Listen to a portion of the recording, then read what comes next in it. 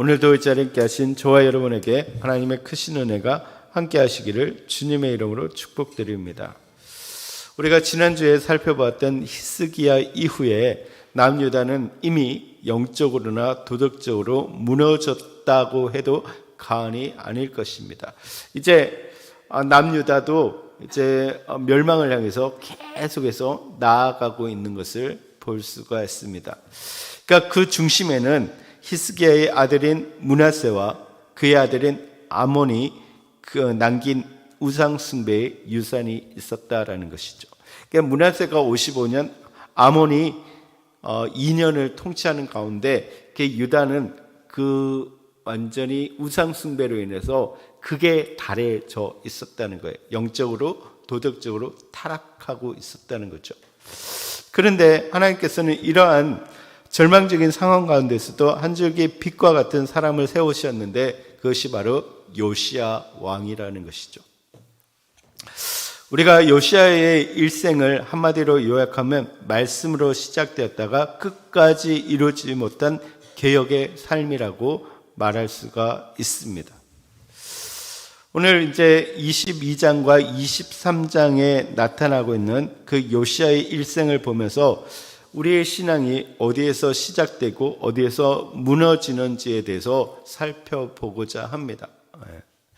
요시야 왕은 남유다 역사 가운데 히스기야와 더불어서 개혁을 이루고자 힘쓴 왕이라고 할 수가 있습니다. 그리고 그는 하나님 앞에서 전심으로 살고자 했던 지도자의 전형을 보여주고 있습니다. 그러니까 몇 안 되는, 그러니까 하나님 앞에서 다윗의 길을 걸어갔던 왕이라고 할 수가 있습니다. 이러한 요시야는 그의 아버지 아몬이 우상을 음란하게 섬기다가 신하의 반란으로 인해서 죽었기 때문에 8살에 아주 어린 나이로 왕이 되었습니다. 앞서 말한 것처럼 그의 아버지 아몬이나 할아버지 므낫세는 악한 왕으로 우상 숭배로 인해서 나라를 타락시켰던 그런 인물이었습니다. 이런 걸 보면 물론 우리가 아버지나 그 위에 어머니의 그 신앙적인 영향이 굉장히 중요하지만 또 꼭 그렇다라고 볼 수가 없다라는 거죠. 그러니까 그래서 신앙의 유산은 하나님의 은혜라는 거죠. 우리는 분명히 우리의 신앙을 우리 자녀들에게 물려줘야 돼요. 그렇죠? 그래서 우리는 선한 모습들을 보여주고 선한 영향력을 끼칠 수 있도록 우리는 계속해서 힘쓰고 있어야 된다는 거예요. 우리 권사님들도 이제 우리가 인생의 어떤 마지막 부분을 우리가 살아가고 있을 때 그 마지막을 아름답게 보낼 수 있도록 우리는 기도해야 된다는 거예요.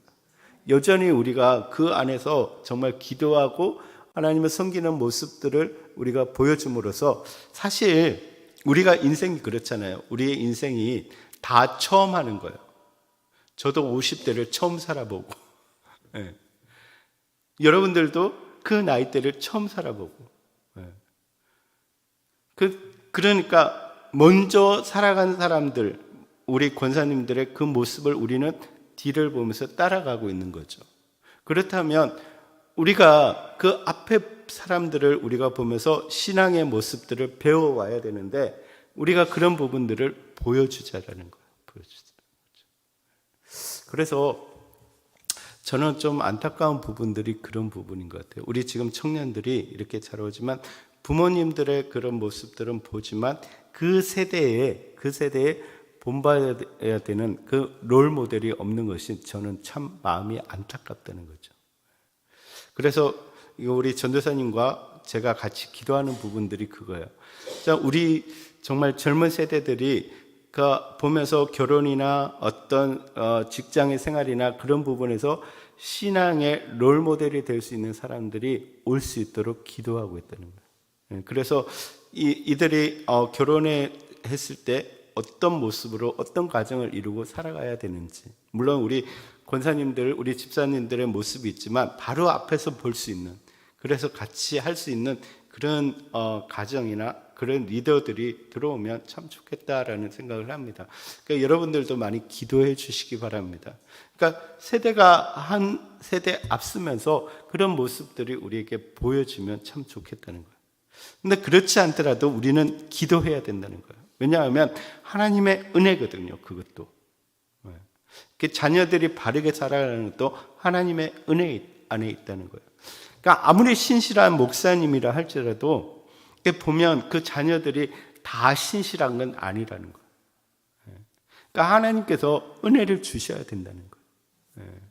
그래서 진짜 우리 자녀들이 그 하나님의 은혜 가운데 믿음의 본을 따라서 살아갈 수 있도록 우리는 기도하는 것이 중요하다는 거죠. 그러니까 므낫세와 아몬의 그 자녀 중에서 요시아가 나와서 그러니까 하나님의 그 길을, 다윗의 길을 걸어가는 것을 볼 수가 있다라는 거죠. 그래서 요시아는 이들과는 달리 다윗의 길을 행하였다는 거예요. 이렇게 다윗의 길을 행하였다고 평가받는 것은 아사와 히스기야와 요시아밖에 없어요. 그러면서 31년 동안 유다를 통치하면서 좌우로 치우치지 않았다라는 것을 볼 수가 있습니다. 근데 그가 이제 26세 되던 해, 그러니까 왕이 된 지 18년에 서기관 사반에게 성전을 수리하도록 명령하게 됩니다. 아마 요시아는 바른 예배를 회복하고자 하는 열망이 그에게 있었던 것 같습니다. 여러분, 우리의 개혁은 어디에서 시작되느냐? 예배 회복에서 시작된다는 것을 우리가 볼 수가 있습니다. 여러분, 우리의 신앙이 우리를 판단하건대 신앙이 지금 바른 길을 걸어가고 있다면 계속 그 길을 걸어가야 돼요. 그런데 만약 내 신앙이 잘못된 길을 걸어가고 있고 좀 벗어나서 걸어가고 있다고 생각한다면 가장 먼저 우리가 체크해 봐야 되는 게 뭐냐면 예배라는 거예요. 예배. 그러니까 내가 지금 하나님 앞에 온전한 예배를 드리고 있는지 아닌지 우리가 돌아봐야 된다는 거예요.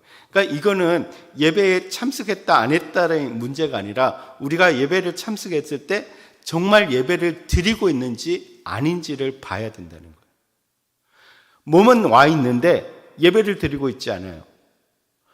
그냥 설교는 듣고 있는데 예배를 드리고 있지 않아요. 우리가 예배를 드린다는 건 뭡니까? 하나님에 대해서 반응한다는 거예요. 반응. 그러니까 하나님께서 우리가 일주일 동안 살아갈 때 매일의 삶에서 우리에게 은혜를 베풀어 주셨어요. 더 근본적으로는 우리를 구원해 주셨다는 거예요. 그 간격 가운데 우리가 반응하는 거예요. 무엇으로요? 예배의 의식을 통해서 반응하는 거예요. 그러니까 우리가 찬양을 통해서, 헌금을 통해서, 또 말씀을 통해서 우리가 그 예배의 순서마다 뭘 하는 거예요? 반응하는 거예요. 반응. 우리의 심령이 반응하는 거예요. 그게 예배를 드리는 거예요. 근데 어떤 시간에는 뭐 찬양할 때는 막 뜨겁게 하다가 설교 시간에는 졸다가 그냥 그 또 막 속에서 다른 생각을 하다가 시간을 지나서 가. 그거는 예배를 드린 게 아니라 뭐예요? 예배를 본 거예요. 참석한 거예요. 예배 의식에 참석한 거죠. 뭐 그것도 나쁜 건 아니지만, 근데 우리가 그렇게 자꾸 지내다 보면 뭐가 되냐면 하나님과 멀어져요. 하나님의 은혜 가운데 멀어진다는 거예요. 그러니까 우리가 하나님과 멀어진 상태에 있다면 우리가 먼저 체크해야 되는 게 뭐냐면 예배를 체크해야 된다는 거예요. 그래서 내가 진짜 예배를 드리고 있는지 아닌지 봐야 된다는 거예요. 그러니까 요시아는 가장 먼저 뭘 했다는 거야? 예배를 개혁했다는 거야. 근데 여기서 우리가 좀 생각을 해봐야 되는 게 뭐냐면 열왕기서는 지금 우리가 읽고 있는 열왕기서는 지금 그 왕이 된 지가 18년, 그러니까 26살에 지금 이 처음으로 성전을 수리하는 것으로 기록되어 있어요. 그런데 역대기야 34장을 보면 이제 그 요시아에 대해서 나오면서 요시아가 처음 이제 8살에 이제 왕이 되고 난 이후에 잠깐만요. 이후에 그 주기 8년, 그러니까 16살이 되었을 때 하나님의 그 다윗의 하나님을 구하게 돼요. 그러니까 8년 동안 너무 어리니까 그냥 아무 생각 없이 있다가 그래도 하나님 앞에서 바르게 살아가려고 힘쓰고 애쓰고 있다가 그러니까 8년 정도 됐을 때, 그 16살이 되었을 때 어느 정도 인지가 가능했을 때 이제 다윗의 하나님에 대한 그 신앙을 찾게 되는 거예요. 그러고 난 뒤에 이제 즉위 12년, 그러니까 20살이 되었을 때 이제 종교개혁을 시작하는 거예요. 종교개혁. 그러니까 우상을 제거하고 이제 하나하나 종교개혁을 하게 돼요. 그리고 난 이후에, 그러니까 종교개혁이 시작되고 그 결과로서 뭐냐면 성전을 정화하는, 그래서 그러니까 예배를 개혁하는 그런 모습이 나타나고 있다는 거예요. 그러니까 약간 지금 열왕기하의 내용과 역대기의 내용이 좀 달라요. 그러니까 지금 열왕기하에서는 이 성전을 수리하고 예배를 개혁하는 그 가운데서 율법서를 찾게 되고 율법책을 읽음으로 마음의 개혁이 일어나서 뒤에 개혁을 해나가는 것. 그러니까 율법책을 찾은 결과가 개혁으로 이어지는 것으로 기록하고 있는데, 그러니까 역대기는 계속해서 뭐냐 하면 그 개혁을 이루어오는 과정 속에서 성전이 개혁되고, 그리고 그 성전이 개혁됨으로 인해서 성전이 개혁됨으로 인해서 이제 그 다음 부분들이 이루어진다라는 것을 말해주고 있다는 거예요. 그러니까 관점이 좀 달라요. 열왕기하의 관점은 뭐냐면 구원의 관점이 있어요. 그러니까 이스라엘 백성들이 어떻게 구원받게 되고 어떻게 심판받게 되는지, 그 심판받고 구원받게 되는 것에 대한 이유를 설명하고 있어요. 그런데 역대기는 뭐냐면 레위 사람들과 제사장들에게 초점이 맞춰져 있어요.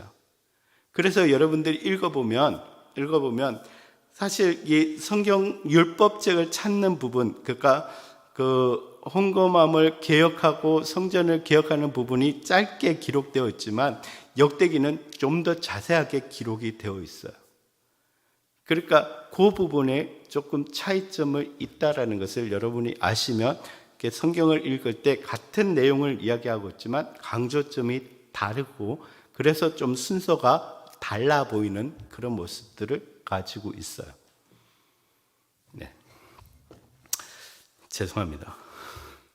좀 더 이게 좀 이 부분을 설명을 해야 될 것 같아서 좀 어렵지만 설명을 하고 있습니다. 근데 이때 그래서 이제 26살이 되었을 때, 6살이 되었을 때 이제 요시야가 성전을 수리하게 하는 거죠. 그래서 대제사장 hilki야가 성전을 수리하는 가운데서 헌금기에서 율법책을 발견하게 됩니다. 근데 사실 지금 역대하 34장을 보면 여호와의 전에 돈을 끊을 때, 그러니까 백성들이 드린 돈을 끊을 때 율법책을 발견했다라고 기록을 하고 있어요. 그러니까 원래 성전에 헌금을 넣는 개 옆에 율법책이 있는 것이 율법의 규정이에요. 그러면 계속해서 거기에 있었단 얘기예요. 그런데 사람들이 이 율법책에 대해서 전혀 모르고 있었다는 거예요. 이 말은 지금 이 세월이 지나서 이 율법책의 존재에 대해서, 그 내용에 대해서 전혀 모르고 있었다라는 것은 두 가지라고 볼 수가 있죠. 하나님께서 그들의 눈을 가려웠든지, 그들이 그 우상숭배나 도덕적 타락으로 인해서 전혀 거기에 관심을 두지 않았든지, 어떤 이유에든지 그들은 지금 뭐예요? 영적으로 도덕적으로 타락하다 보니까 말씀에 대해서 전혀 생각하지 않았다는 거예요. 그런데 그때 이제 요시야가 그 대제사장 hil기야를 통해서 그 율법책을 발견하게 되고 그 율법의 내용을 듣게 되었다라는 거예요. 여러분, 우리가 이럴 수 있다는 거예요. 여러분, 우리가 말씀을, 성경책을 여러분들이 읽지 않으면 우리는 옆에 두고 성경책을 읽지만 그 내용에 대해서 전혀 모르는 거예요. 관심이 없는 거예요. 일주일 동안 우리가 살아가지만 뭐예요? 말씀에 대해서 전혀 관심 없이 살아갈 수 있다는 거예요. 근데 일주일을 지나고 또 일주일이 지나고 1년이 지나고 2년이 지나고 몇 년이 지나도 이 말씀 속에 무엇이 있는지 관심 없다는 거예요. 우리는 그냥 그렇게 살아가는 거예요. 일주일 동안 뭘로 살아갑니까? 네, 주일날 들었던 말씀으로 살아가십니까?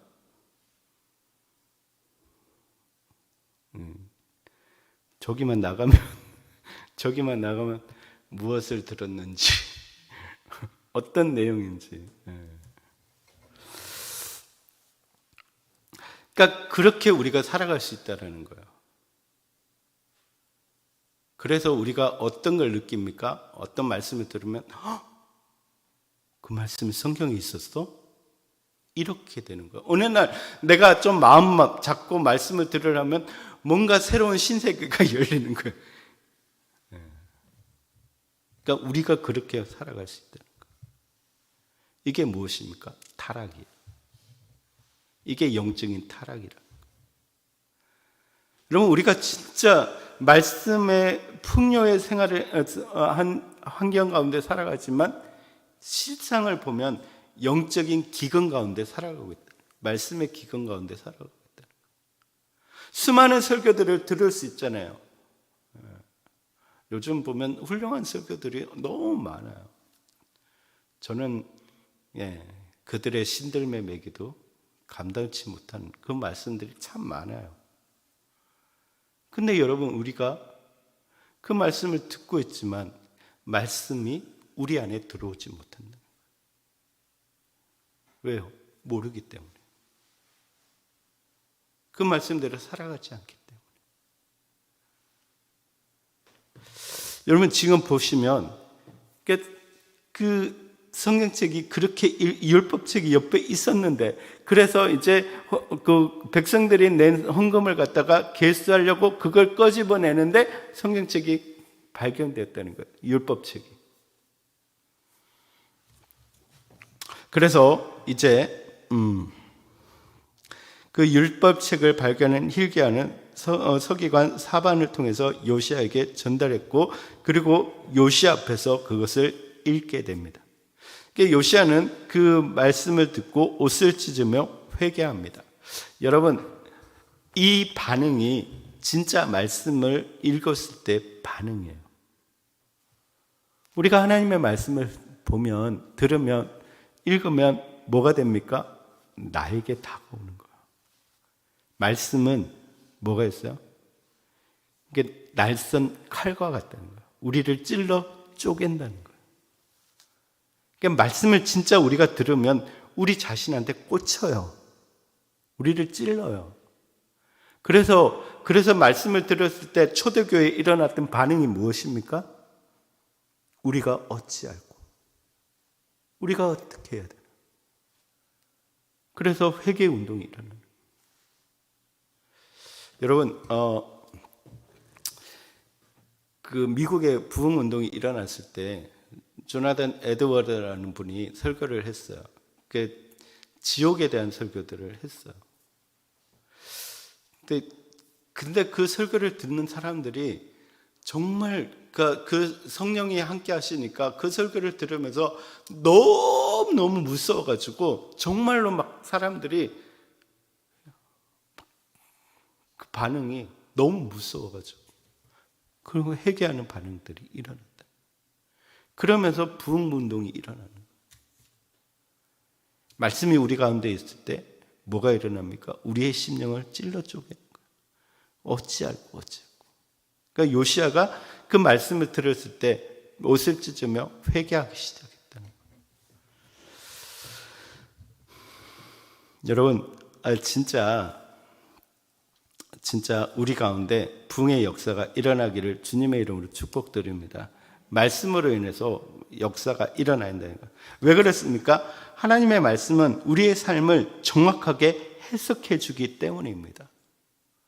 우리가 어떻게 살아가고 있는지, 우리가 무엇을 위해서 살아가고 있는지, 내 삶이 어떤지에 대해서 말씀이 읽으면 말씀이 우리에게 정확하게 해석해 준다는 거예요. 그래서 그러니까 말씀 없는 삶을 살아가다 보면 그저 그럭저럭 나는 잘 살고 있는 것 같아 라고 말할 수 있다는 거예요. 근데 말씀에 딱 비춰보면 뭐예요? 내가 지금 어떤 상태인지 정확하게 볼 수 있다. 그래서 우리가 말씀을 봐야 된다는 거예요.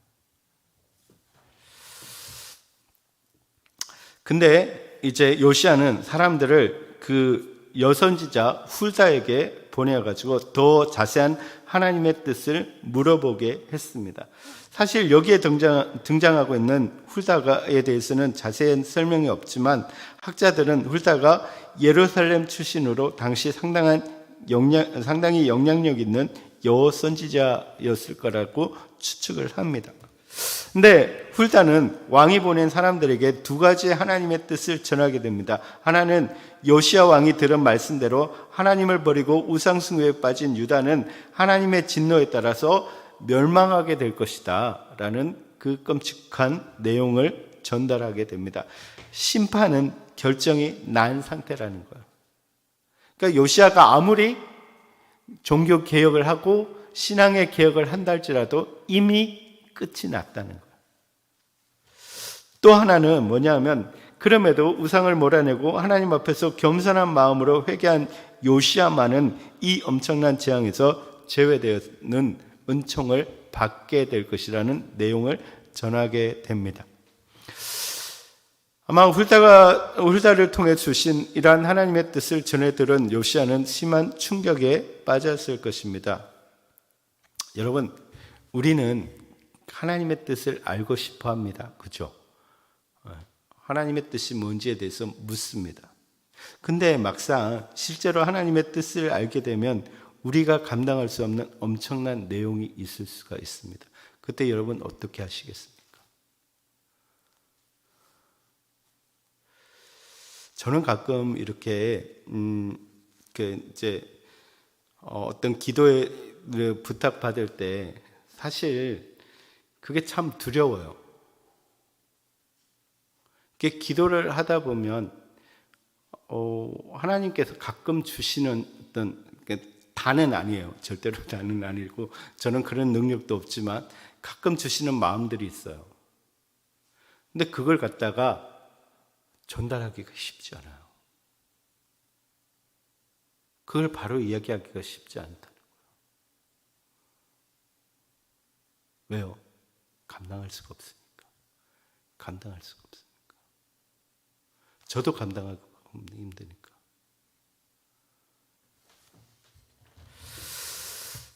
여러분, 그래서 우리는 우리의 마음을 좀 단련을 할 필요가 있어요. 하나님의 말씀에 온전히 받아들일 수 있는 훈련이 필요해요. 사실. 그것이 어떤 말씀이건 그 부분에 대해서 우리가 겸손하게 받아들일 수 있는 훈련이 필요해요. 여러분, 바라기는 여러분들이 좀 더 성숙한 믿음을 가지기를 주님의 이름으로 축복드립니다. 우리는 사실 하나님의 뜻을 알고 싶어 하지만 사실 우리의 마음속에서 존재하고 있는 게 뭐예요? 좋은 뜻이기를 바라는 거예요. 내 생각대로 되기를 바라는 거죠. 근데 여러분, 하나님의 뜻과 내 생각은 다를 수 있다는 것을 분명히 기억하시기 바랍니다. 근데 우리가 생각해야 되는 것은 하나님의 뜻이 더 선하다라는 거예요. 그죠? 결과적으로 보면 나의 생각과 달라서 그렇게 하는 것이 내게 큰 아픔을 주는 것 같지만 더 멀리 바라보건대는 하나님의 뜻을 이루는 거라는 거예요. 그죠? 그렇다고 한다면 그 하나님의 선하심을 믿고 그 말씀에 온전히 받아들일 수 있는 우리가 되어야 된다는 거예요. 아멘. 여러분, 그래서 우리는 꼭 기억하시기 바랍니다. 우리는 하나님께 쓰이는 도구입니다. 도구. 아멘. 진짜요. 우리는 우리를 너무 귀한 존재로, 하나님은 우리를 귀하게 보시죠. 근데 우리는 뭐예요? 하나님 앞에 쓰이는 도구입니다. 그렇기 때문에 하나님의 역사 가운데 우리가 쓰임 받는다는 게 기뻐하시기 바랍니다. 아멘. 네. 진짜 그렇게 돼야 돼요. 저도 그러고 싶어요. 여러분 복 받으세요. 여러분 복 받으실 거예요. 여러분 잘 될 거예요. 다 잘 될 거예요. 그러고 싶어요. 하나님 그렇게 해달라고 기도하고 있어요. 근데 때로는 고통도 주시고 때로는 아픔도 주시고 심지어 죽음마저도, 우리의 죽음마저도 하나님은 사용하세요. 근데 그것이 귀하다는 거예요. 여러분 그런 믿음을 가지시기 바랍니다. 진짜요? 이 아멘 한다는 게 참 어려운 일이에요. 그죠? 네. 카톡이 왔습니다. 어렵다고. 그래서 훌다의 예언을 들은 요시야는 즉시 예루살렘과 모든 유다의 장로들을 소집하게 됩니다. 그러니까 요시야는 하나님의 그 엄청난 뜻을 백성들과 나누게 됩니다. 그리고 백성들과 함께 강력하고 전면적인 종교개혁을 단행하게 됩니다. 사실 이러한 종교개혁의 모습들은 이미 300년 전에 여로보암에게 예언되었던 것입니다.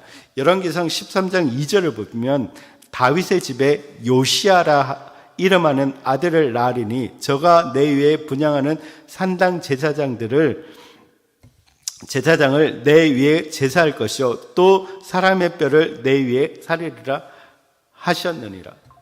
그러니까 이미 300년 전에 요시야의 탄생에 대해서 예언을 했고 요시야를 통해서 개혁이 일어날 것에 대해서 이미 말씀하셨습니다. 그리고 그것을 이루어 가신다는 거예요. 놀랍지 않습니까?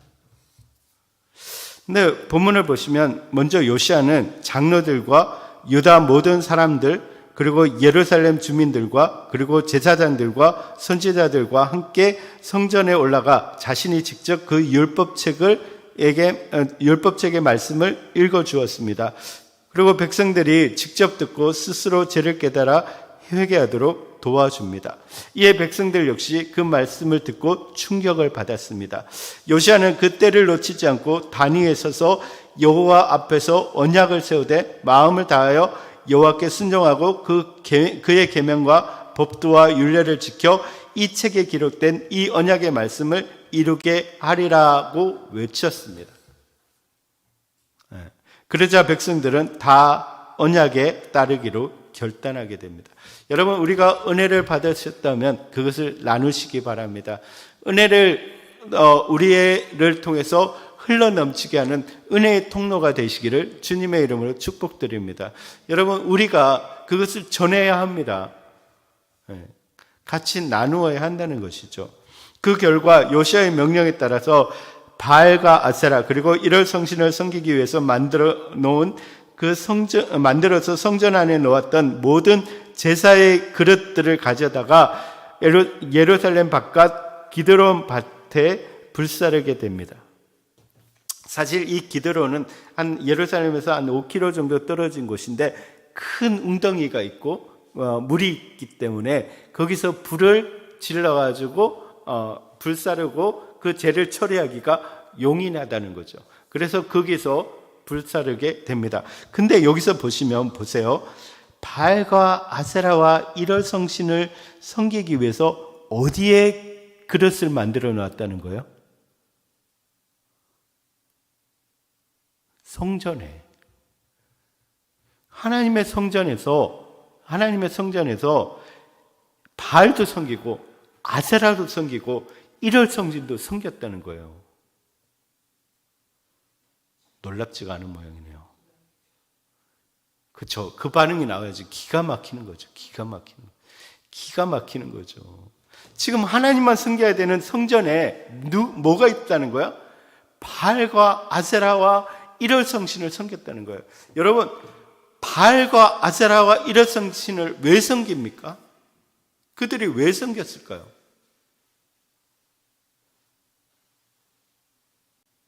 바알과 아세라는 그러니까 복과 다산의 상징이에요.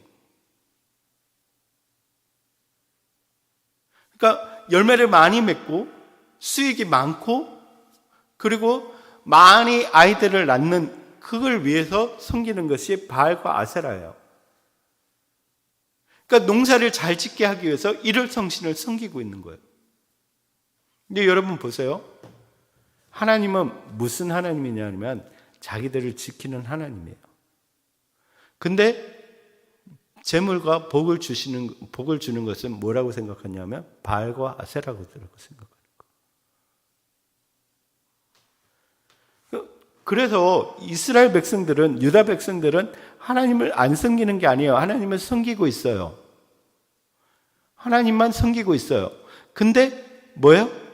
자기들의 부와 다산을 위해서 그냥 그거를 또 섬기는 거예요. 여러분, 우리는 어떻습니까?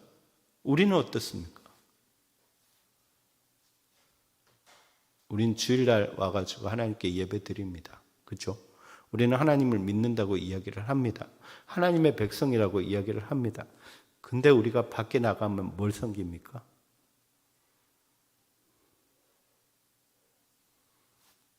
하나님하고 상관없는 삶을 살아갑니다.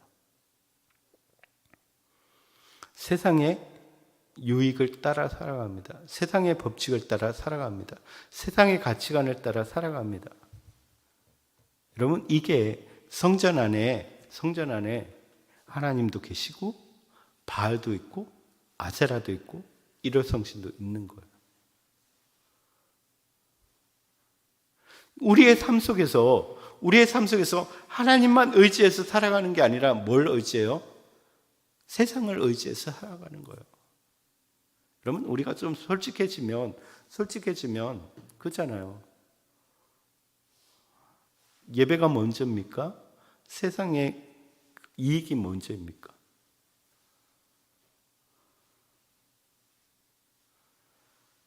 하나님을 섬기는 것이 먼저입니까? 세상에 내가 고려하는 것이 먼저입니까? 여러분, 우리가 진짜로 한번 생각해 봐야 되는 거예요. 절대로 특정인을 두고 얘기하는 거 아닙니다. 찔리지요.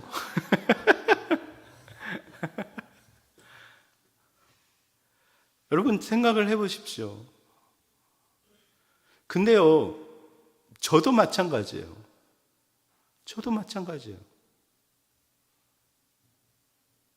저도 하나님을 섬기는 사람으로 하나님을 전하고 하나님 말씀을 전하고 있지만 제가 어느 순간에 보면 하나님보다 세상의 것을 더 쫓아가고 있는 거예요. 내가 원하는 거, 내가 바라는 거는 내 방식으로 얻고 있다는 거예요.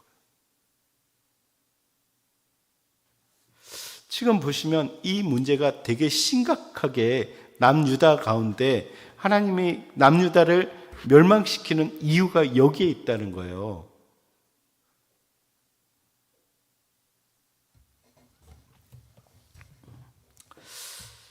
자, 어쨌든 계속 보겠습니다. 근데 계속해서 보시면 성전에 일단 아세라상을 내어다가 동일하게 기드론 밭에서 불사르고 그 가루를 평민의 묘지에 뿌리는 것을 볼 수가 있습니다. 근데 이때 당시에 왜 지금 아세라상을 이야기하고 있느냐 하면 바알도 섬기고 아세라도 섬기고 있는데 그때 당시에 이렇게 기록을 보니까 하나님은 남신이고 아세라는 여신인 거예요. 그래서 부부를 만들어 놨어요.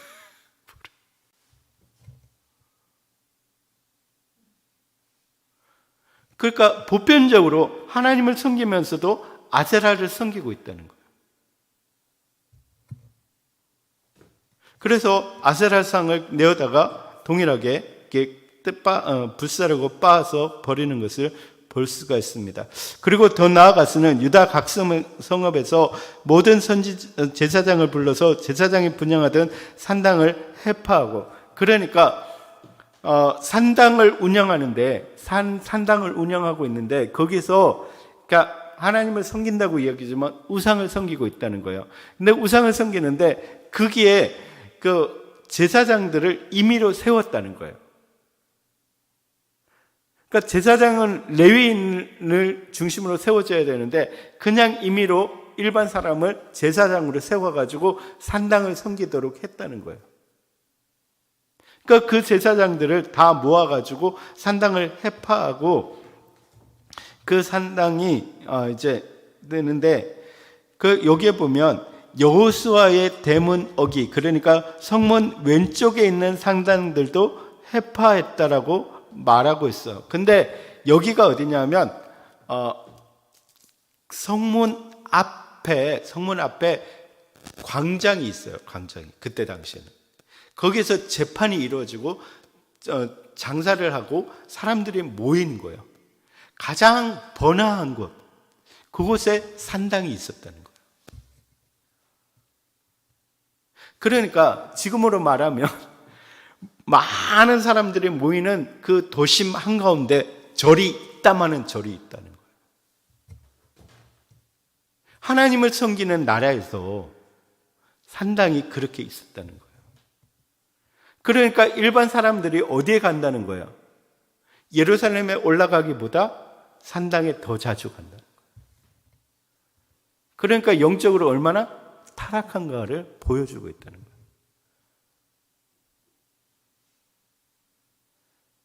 여러분, 우리는 보면 여기 오시는 분들은 그래도 새벽 기도까지 부험해가지고 주중에 예배, 하나님 전에 자주 나와요. 그죠?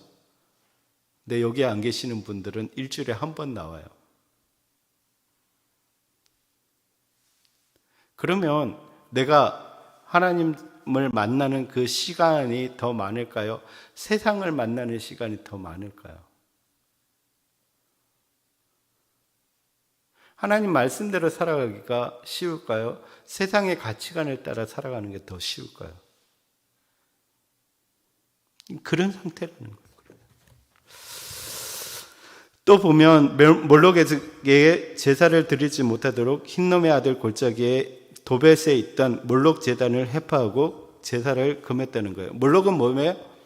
그러니까 그 자녀를 바치는 그런 신이었어요. 그러니까 손을 이렇게 달궈가지고 그 선 위에다가 아이를 놓고 그 제사를 드리는 거, 아이를 죽여서 바치는 거죠.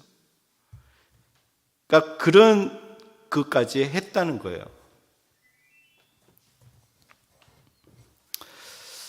그리고 태양신을 섬기기 위해 드린 말들을 제하고 태양수레, 그러니까 그 태양신을 섬기기 위해서 그러니까 이동수단으로 사용했던 태양수레를 불사르고 여러 왕들이 아하스의 다락 지붕에 세운 제단들과 므낫세가 세운 제단들을 다 회파했다라는 거예요.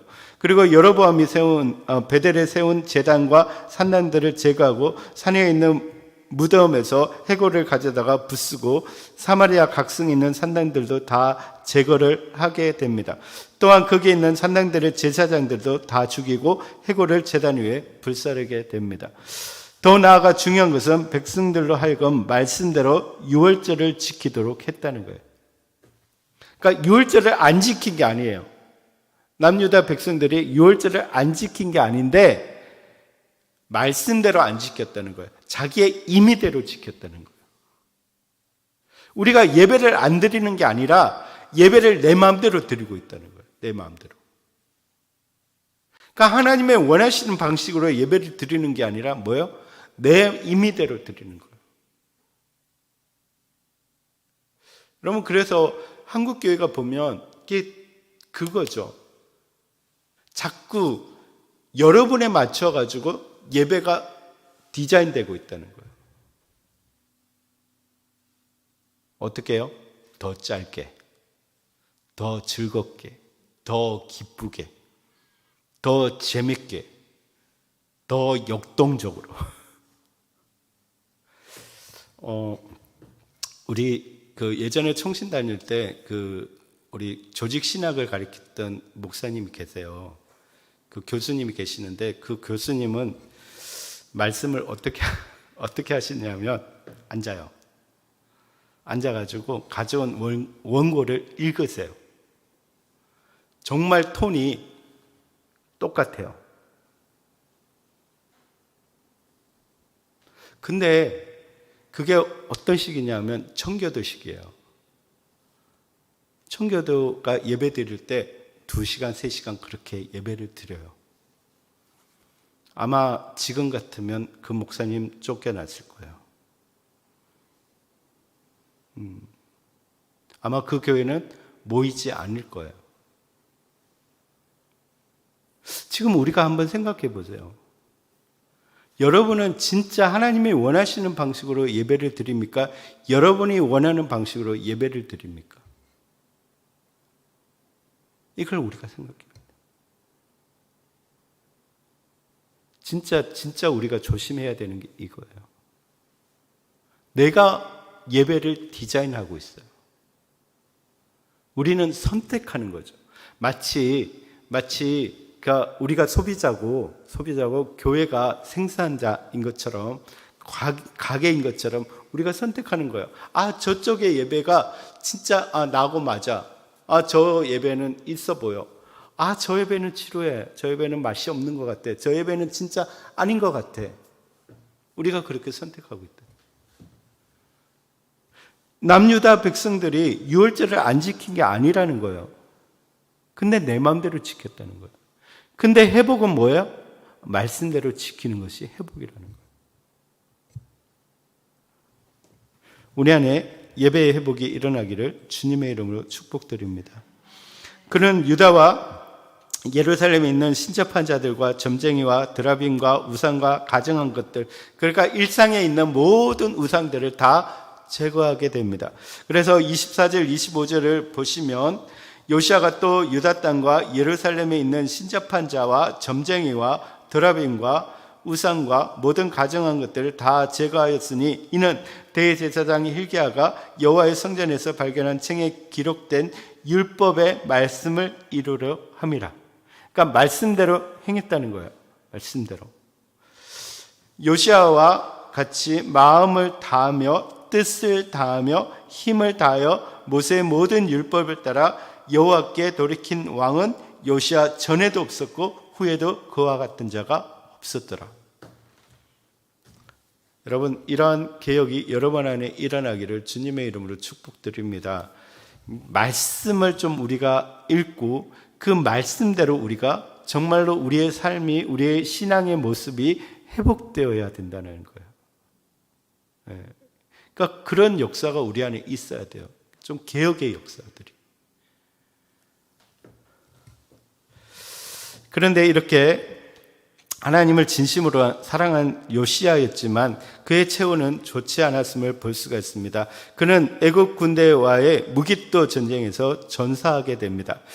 근데 지금 아스르가 있었고 애굽이 있고 바벨론이 이제 신흥 강국으로 성장하고 있었어요. 근데 이제 바벨론과 아스르가 이제 붙어가지고 아스르가 이제 막 전멸되려고 하는 그런 상황에서 애굽이 바벨론을 견제하기 위해서 아스르를 도우러 출정을 하고 있었어요.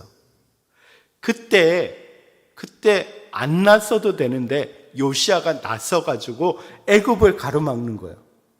왜냐하면 아스르는 그러니까 계속해서 전통적으로 이스라엘을 괴롭힌 나라이기 때문에 그냥 감정이 상해 있는 거예요. 그래서 바벨론에 의해서 망하는 걸 보고 싶은데 애굽이 올라오니까 애굽도 별로 좋지 않은 감정이니까 애굽을 막기 위해서 전쟁에 참여하게 되는 거예요. 그래서 바르느고가 야, 하나님께서 내게 말씀하신 거야. 내가 가서 해야 돼. 전쟁을 해야 돼. 너와 전쟁할 마음은 없어. 너를 죽일 마음은 없어. 라고 이야기를 했는데 요시아가 감정이 일어나가지고 붙은 거예요. 그러니까 하나님 말씀이라고 이야기를 했는데도 붙은 거예요. 결국은 요시아는 죽게 되는 거예요. 그 전투에서. 여러분, 이게 우리에게 어떤 말씀을 주냐면 우리가 말씀대로 살아야 되는데 감정대로 살 때가 있다는 거예요. 이게 자꾸 그러니까 말씀대로 우리가 행해야 되는데 말씀보다 우리의 감정을 우위에 두는 경우가 있다는 거예요. 네. 목사님 알지요. 말씀이 그렇다는 거 알지요. 근데요, 제가 미운 걸 어떡하겠어요. 제가 가만두면 안 돼요. 네. 이런 마음이 든다는 거죠. 여러분, 그렇게 되면 뭐가 이루어집니까? 분별력이 떨어져요. 우리의 감정이 일어나면 분별력이 떨어져요. 여러분, 그래서 우리 안에 감정이 일어날 때 기도하시기 바랍니다. 내 안에 감정이 일어나면 기도하시기 바랍니다. 네, 감정이 나의 그 삶을, 그러니까 영적인 삶을 방해하지 않도록 기도해야 된다는 거예요. 그래서 우리가 요시아의 모습을 보면서 몇 가지를 생각해 본데, 먼저는 말씀을 통한 그 신앙의 개혁이 있기를 기도해야 된다는 거예요. 예. 여러분, 말씀 가운데서 우리의 삶이, 우리의 영적인 생활들, 그러니까 신앙의 개혁이 일어나기를 주님의 이름으로 축복드립니다. 여러분, 개혁이 뭐라 그랬죠? 영어로 보면 리폼이잖아요. 그러니까 원래 상태로 계속 돌아가는 거예요. 원래의 신앙의 모습으로 계속 돌아가는 거예요. 말씀으로 돌아가려고 힘쓰는 거. 그 다음에 우리 주변의 우상들을 제거하시기 바랍니다. 여러분, 하나님보다 더 우선시되는 것들을 제거하시기 바랍니다. 아멘? 아멘? 진짜요. 그렇죠. 그리고 좀 예배를 생명처럼 여겨야 된다. 그러니까 예배가 진짜로 말씀대로 드려지는 예배가 돼요. 여러분, 감정대로 드려지는 예배가 아니라, 내 기분대로 드려지는 예배가 아니라 말씀대로 드려지는 예배가 될 수 있도록 우리가 힘쓰고 애써야 된다는 거예요. 아멘? 네, 그래서 그러려면 어떻게 해야 돼요? 기도로 준비해야 돼요. 기도로 해야 돼요. 준비해야 돼요. 내가 진짜 내 속에서 집중해서 반응될 수 있도록 기도해야 돼요. 그리고 우리가 감정에 치우치지 말고 말씀에 집중할 수 있는 우리가 되기를 바랍니다. 여러분, 어떤 일을 선택하실 때 먼저 우리의 감정을 내려놓고 기도하시기 바랍니다. 그래서 진짜 하나님 말씀대로 살아가는 여러분 되시기를 주님의 이름으로 축복드립니다.